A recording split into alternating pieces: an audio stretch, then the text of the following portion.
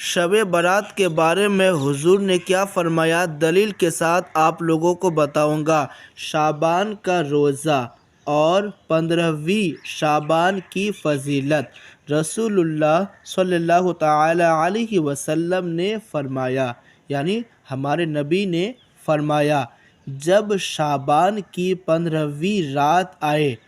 یعنی جو شعبان کی 15ویں رات ہم لوگ جگ کر عبادت کرتے ہیں، پوری رات نہیں سوتے ہیں بلکہ نوافل، قرآن وغیرہ، وظیفہ وغیرہ پڑھتے ہیں، تو اسی کے بارے میں کہا جا رہا ہے کہ شعبان کی 15ویں رات آئے تو اس رات کو قیام کرو،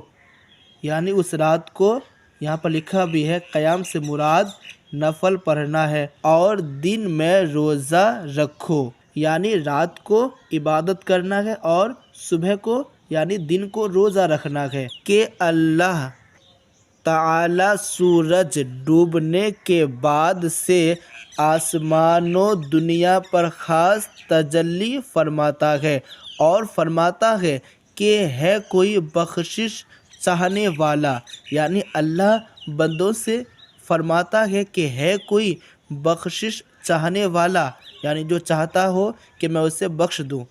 چاہنے والا کہ اسے بخش دوں، ہے کوئی روزی طلب، یعنی ہے کوئی روزی مانگنے والا، کرنے والا کہ اسے روزی دوں، یعنی ہے کوئی مانگنے والا، میں دینے کے لیے تیار ہوں، کوئی بخشش مانگنے والا ہے کہ میں اسے بخش دوں، کوئی روزی مانگنے والا ہے، طلب کرنے والا کہ اسے روزی دوں، ہے کوئی گرفتار مصیبت، یعنی کوئی ہے ایسا جو مصیبت میں ہے کہ اس کو چھٹی دوں، یعنی ان کی مصیبت کو دور کر دوں، ہے کوئی ایسا، ہے کوئی ایسا، اور یہ اس وقت تک فرماتا ہے کہ طلوع فجر ہو جائے، اللہ خود فرماتا ہے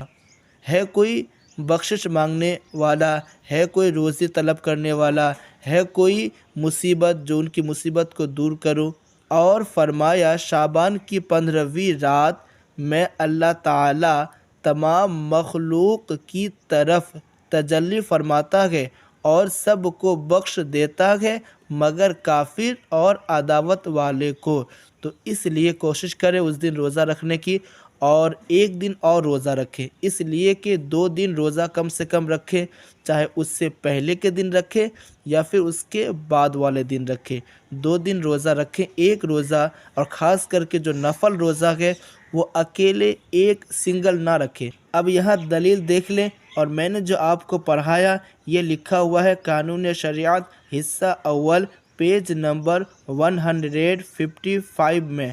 اس طرح کے ویڈیوز دیکھنے کے لیے ہمارے چینل کو سبسکرائب کریں۔